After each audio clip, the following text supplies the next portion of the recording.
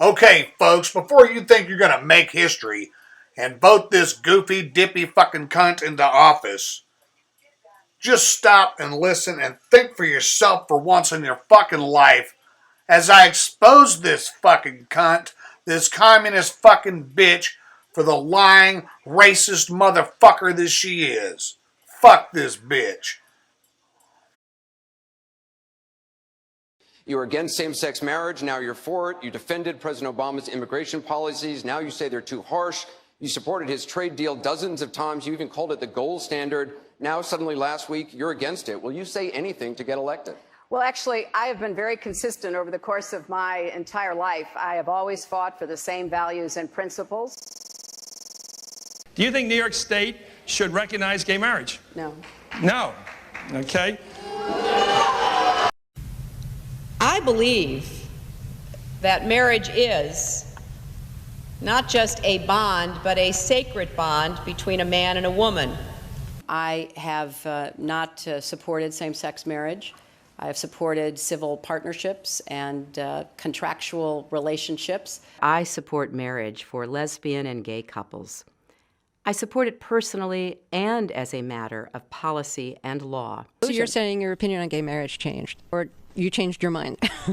I have to say, I think you are being very persistent, but you are playing with my words and playing with what is such an important issue. I'm just trying to clarify so I can understand. No, I don't think you are trying to clarify. I think you're trying to say that, I used to be opposed and now I'm in favor and I did it for political reasons, and that's just flat wrong. So let me just state what I feel like you are implying and repudiate it.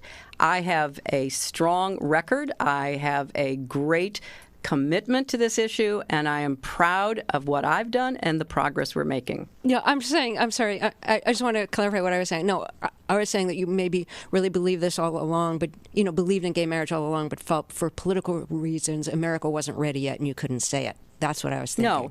No, that is not true. It really is great how long you've supported gay marriage. Yes. I could have supported it sooner. Well, you did it pretty soon. Yeah.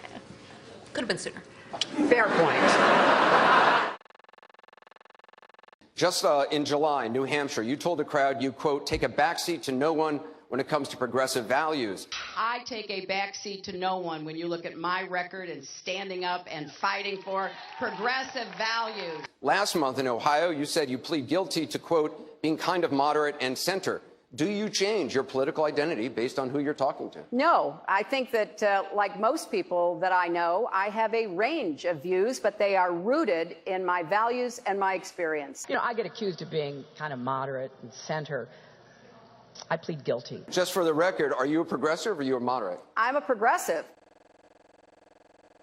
Going through the emails, there were over 60,000 in total sent and received. About half were work-related and went to the State Department, and about half were personal, that were not in any way related to my work.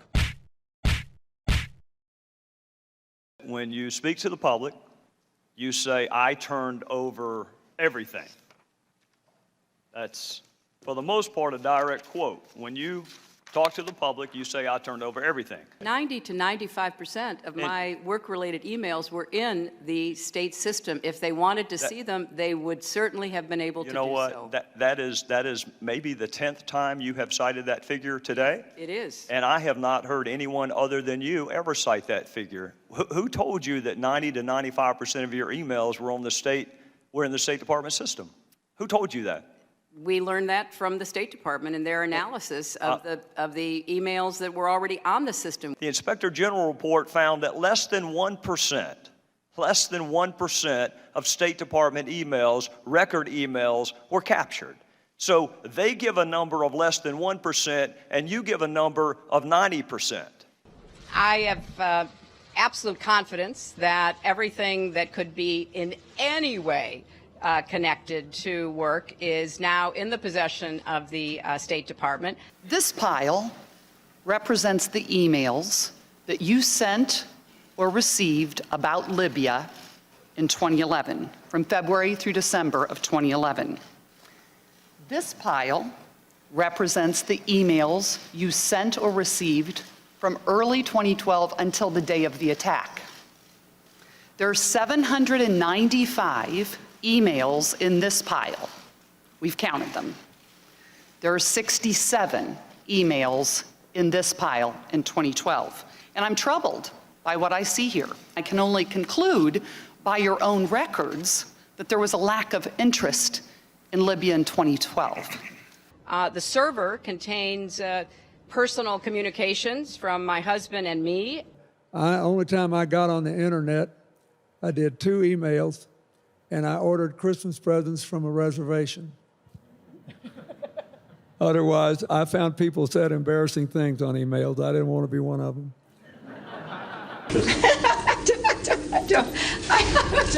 I mean, and how many angels dance on the head of a pin? I have really nothing to. I mean, how do you answer that? I represented Wall Street as a senator from New York, and I went to Wall Street in December of 2007, before the big crash that we had, and I basically said, cut it out.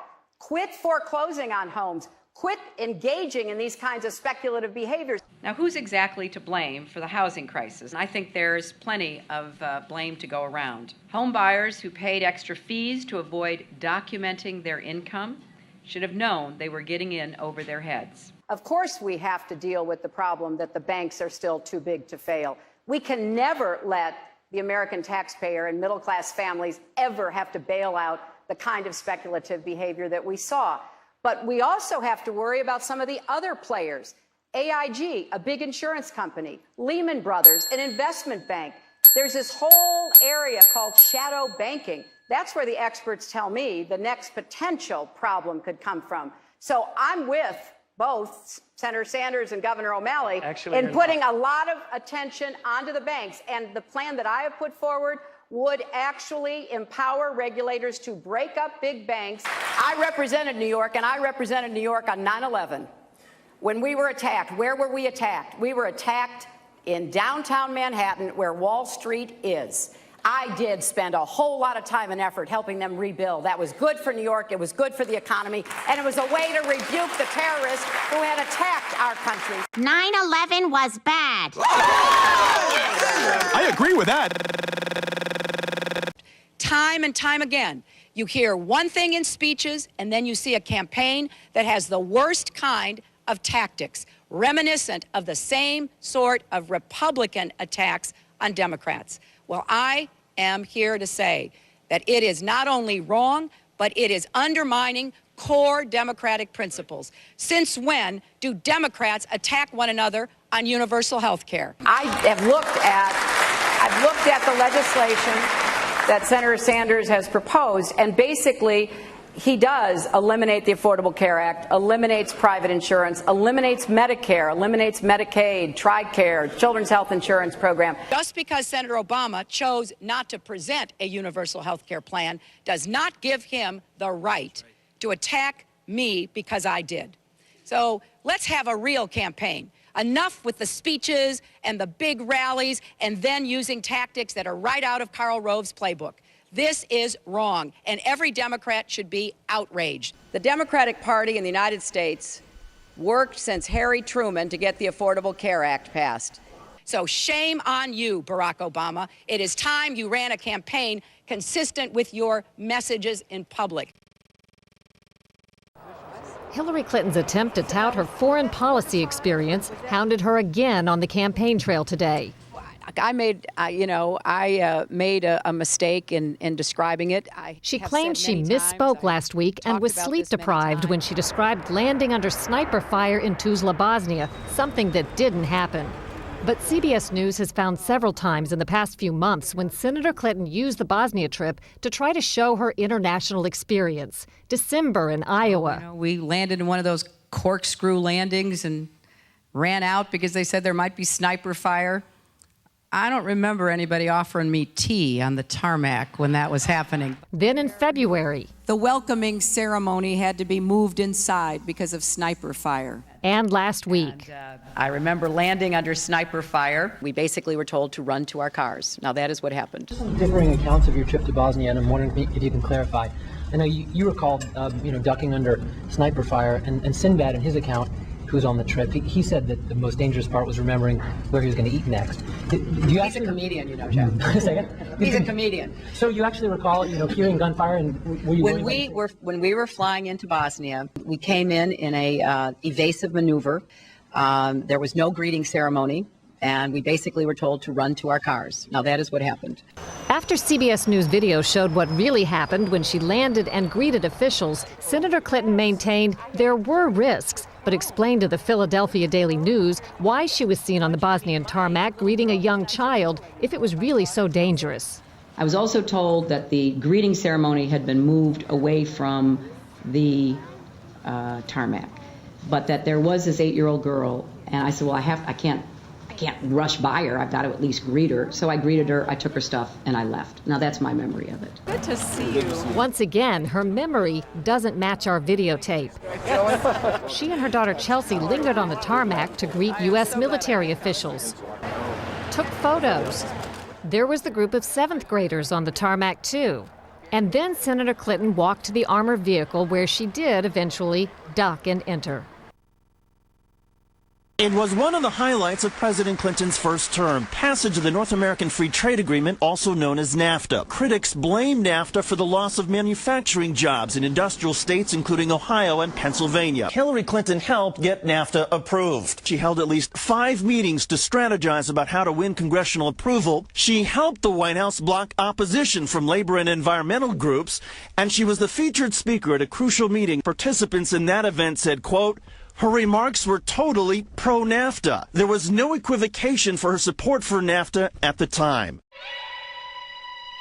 I have been a critic of NAFTA from the very beginning. My concerns about NAFTA expressed years ago have been well documented and verified. I didn't have a public position on it. I have spoken consistently against NAFTA. And if you look at what I have been saying, it has been consistent. I have been consistent. You can go back and look at from the very beginning. I was one of the voices in the administration warning about NAFTA. You said it was good on balance for New York and America in 2004, and now you're in Ohio, and your words are much different, Senator. The record is very clear. Well, you don't have all the records, because you can go back and look at what I've said consistently.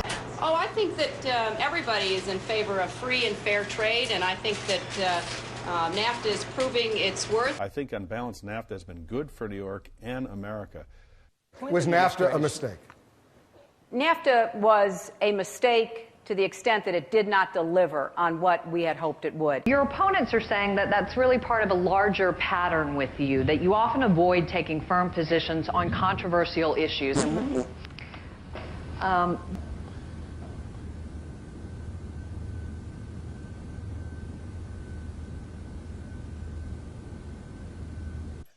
See, this fucking goofy bitch right here.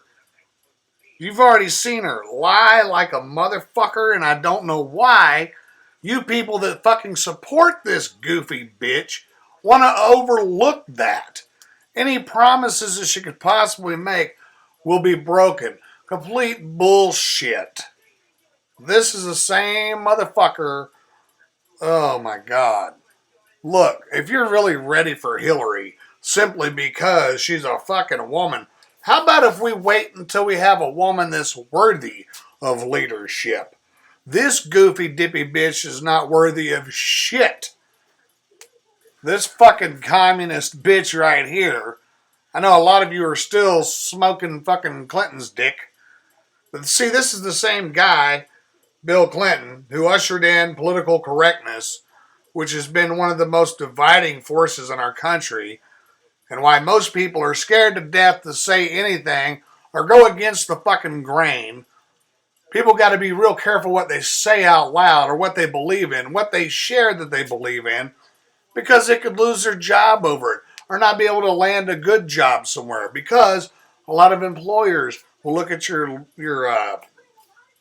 social media and see what you're about, what you believe in. And God forbid you don't go along with the liberal agenda. This bitch keeps consistently, oh, I've been consistent.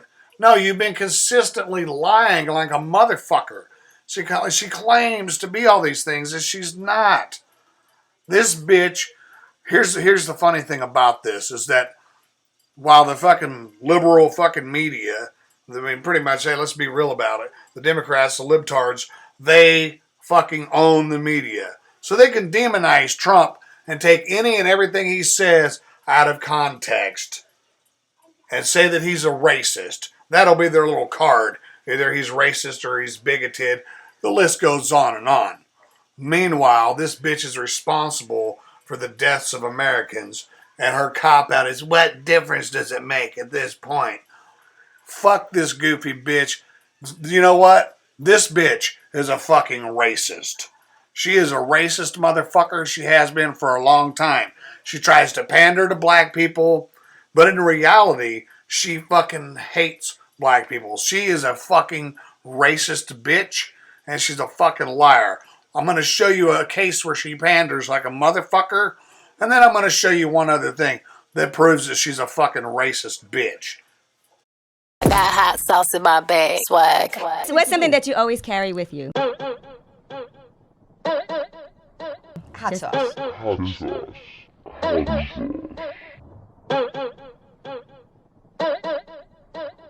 Right now, hot sauce. Hot sauce in my bag, swag? I got hot sauce in my bag. Swag. Hot sauce. Really? Yeah. I just want you to know, people are going to see this and say, okay, she's pandering to black people. Okay. Is it working? Oh, yeah, baby. Oh, yeah. Oh, yes, I like that. And here it is, folks. Right here's your proof. Here's Bill and Hillary back in the day, you know, back before he got office, back before he ushered in political correction. This is who they are. A couple of white, hillbilly, redneck, racist fucks, and nothing against rednecks at all. But look, oh my God, this bitch is a fucking lying, racist motherfucker, and it's funny to me that she'll sling mud at fucking Trump and try to say that he's racist even though she took everything he said out of context. But look at this fucking bitch. If this isn't disrespectful as a motherfucker and racist as fuck, I don't know what else is. Look, if you're ready for this goofy fucking bitch, you are definitely part of the fucking problem. Here's what I find ironic about it. That when you get on your social media, it's either Trump or Bernie that you see the vast majority of people supporting. Bernie or Trump. But somehow or another they say that this fucking goofy, lying, racist bitch is in the lead. How is that possible? That's right, she's buying her way in. This fucking cunt right here, you will never be my president, bitch, and I don't give a fuck what laws you pass, I'll break every fucking one of them. This goofy fucking cunt right here would be the worst person to put at the helm. Barack has done a fucking shit job with our country, has fucked so much shit up, and now this fucking cunt wants to continue his work at continuing to flush America down the fucking toilet. Get it right, folks. Do not vote for this goofy, dippy, racist, lying, backwards country fuck bitch right here just because she's a woman.